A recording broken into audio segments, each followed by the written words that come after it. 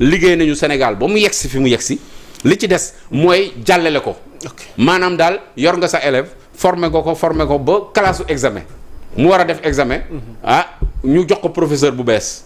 professeur boobu nag moo am sas mu réussir examen bi. Bachir ci point économie bi la ñuy des. léegi dañuy enchaîner avec le débat sur l'endettement du Sénégal.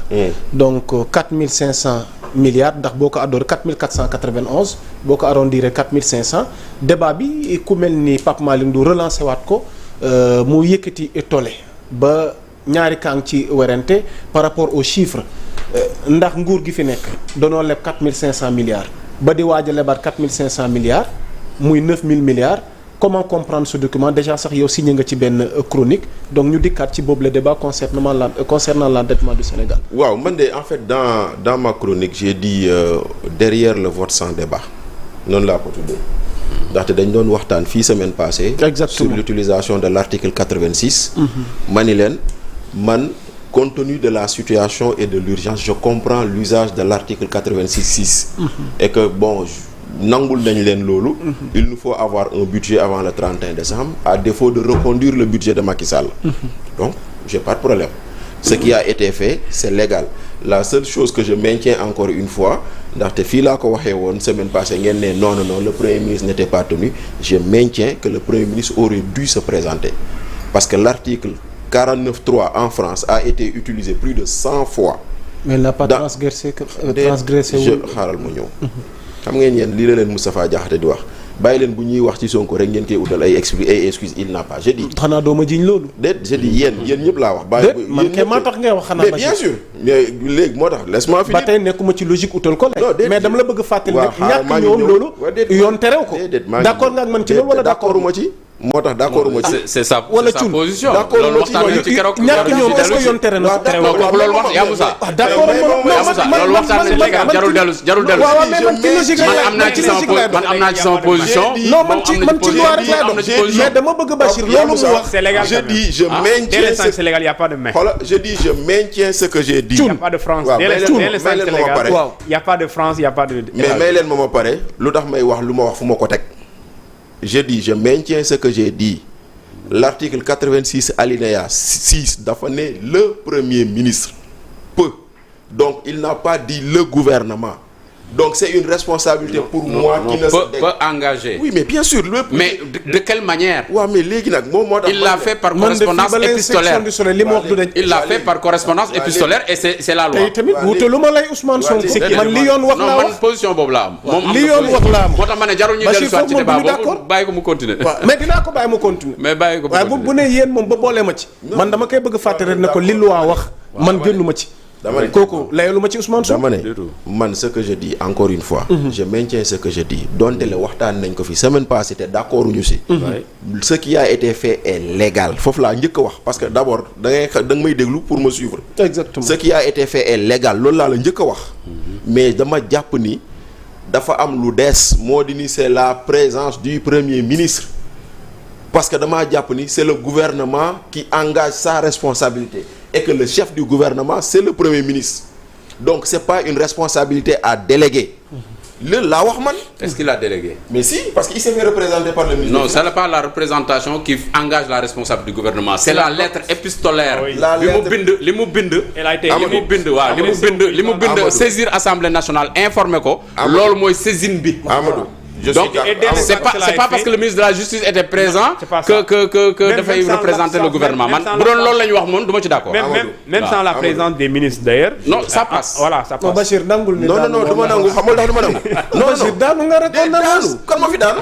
Xanaa yow. Non, daa position bi doit faire daanu position la wax. Mais quand c'est légal, il y a pas de débat. Il y a pas de débat. Nee légal. waaw mais nee nga te légal la. Bachir yow yaa ne légal.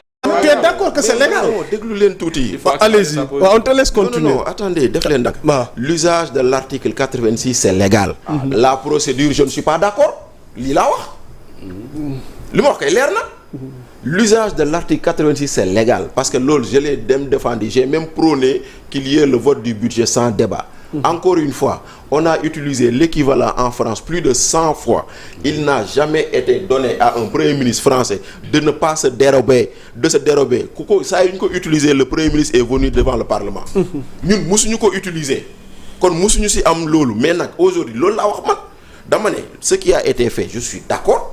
Mais comment ça a été fait, je ne suis pas d'accord. L'erna.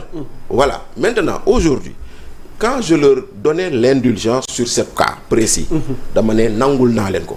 Mais quand tu regardes le budget, quand tu regardes le document, tu te dis, mais est-ce qu'on n'a pas utilisé de subterfuge pour ne pas débattre réellement du budget? Parce que effectivement, li ngay tuddu nonu ci biir budget bi la nek ak leneen mais ñooñu ne woon fonds politique daa haram, n'est-ce pas? Mais 2024 bi président Diomaye yokk na ses fonds politiques de 4 milliards. C'est dans la LFR. Amna wala amul ñoo ko bind seen document. Loi de finances rectificative.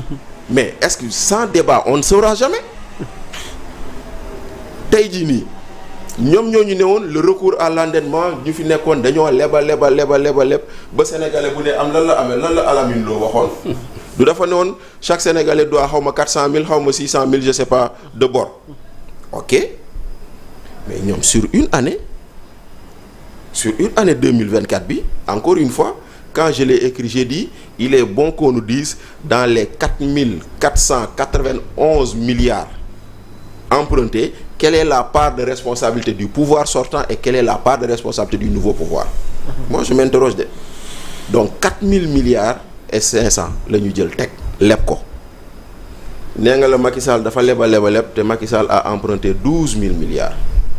Ça veut dire à peu près 1000 milliards par an. Yow première année nga indi 4000 milliards de bor. Nga prévoir si ce budget 2025 encore lebaat 4500 milliards de bor. Nga prévoir lever 1,5 milliard de dollars, ça veut dire à peu près 930 milliards de francs CFA sur les eurobonds. Donc voilà, après je me dis, voilà des débats qu'on aurait pu avoir à l'Assemblée nationale si le budget avait été voté. Et malheureusement, le budget n'a pas été voté. Mais est-ce que le service de la dette, les intérêts, n'a pas été débattu, pardon. Les intérêts de la dette et les commissions sur la dette, beaucoup calculé, c'est plus de 900 milliards. Donc ça veut dire qu'il y a 2,4 milliards par jour que les Sénégalais vont payer. Donc voilà, aujourd'hui, après tu vas te poser une autre question. Les 4500 milliards empruntés sur 2024, ils ont servi à quoi? Fan le dougou, kan moko gis, fan lan la am ci njeexital ci sunu dundu. Président Diomaye taxaw na di def discours à la nation. Bachir 4500 ñom ñoko leb wala ci lebu Macky Sall lay dugg. Loi de finances finance initiale loko bind mu ngi ni. Dañoo bind ni ñom lañu prévoiroon ci loi de finances initiale 2024. Dañoo néwon luñu wara lebi dafa waron tollu ci 2138 milliards. Loolu la ñu waxoon ni moom la ñuy lebi. Finalement bu ñu xoolee la LFR ils ont emprunté 4491,4 milliards mooy maanaam aujourd'hui lu ñu waroon leb dañ ko doubler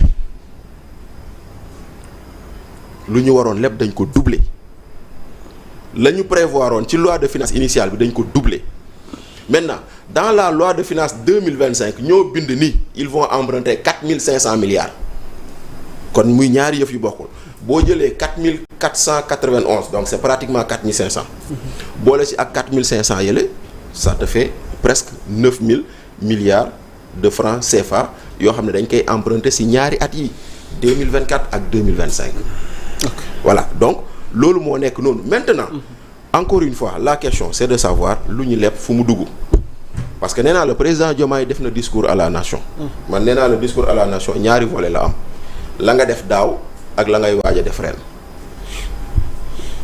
Diomaye la mu def 2024 bi.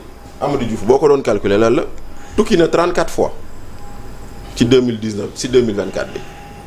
Def na 8 fois xawma 9 fois 7 setal. Dem na Thiès inauguré fofu non benn malaw. Ana leneen lo meuna tek ci loxo sénégalais ñu né li réalisation la. Et pourtant on a emprunté 4000 milliards. Maintenant boko topaté ni sur wàññiwul dund bi. Ah yow sa dund da wàññeeku mag demb non Bachir wàññi na dundi wala waaw mais déet dama leen. mais commerçant yi démb non xam nga def nañ communiqué pour dire que prix yi commerçant yi mais ma ne da ko wàññi. dañoo annoncé ni wàññi. nit ñi non quel wàññi et quel montant. yaa Moussa dañoo annoncé wàññi dund gi ñu dem sur le marché gisuñu ko. dañ ko annoncé gisuñu ko. commerçant yi démb def nañ communiqué pour dire que suukar ak ceeb yokku na. démb. di alerte kon wàññi dund am na foofu noonu. kon nag voilà donc aujourd'hui da ngay gis ay fait la yoo xam ne c'est pas nous c'est la réalité économique. moo ko wane maintenant nag yooyu fait nag. day ji ça interroge surtout des gens qui nous ont toujours dit que l'endettement baaxul et cetera alors que moi j'ai jamais été d'accord sur ça. yaa Moussa endettement du ñu lebal ku ñu wóoluwul déjà première chose. deuxièmement l'endettement ça fait partie des moyens mis à la disposition de qui que ce soit pour se développer. tey jii nii mën nga leb jënd terrain 10 millions et que peut-être boo bàyyee dans 5 ans le même terrain va coûter 20 millions donc si tu veux anticiper da ngay leb léegi jënd ko c'est pas un problème. xam nga lan moo bon leb pour jënd sañse leb pour jënd dàll lépp pour dugal ko ci loo xam ne c'est pas productif. amul benn rentabilité donc aujourd'hui lii ñi lépp fan la dugg gisoo ko. donc maintenant bu fekkente ne on doit avoir ce même rythme d'endettement. mais déjà que nee nañu on a un stock de dette de 16 000 milliards xaw ma de 17 000 milliards on va y rajouter 22 000 ou 23 000 milliards de plus. Donc on risque de se retrouver dans 5 ans à 40 000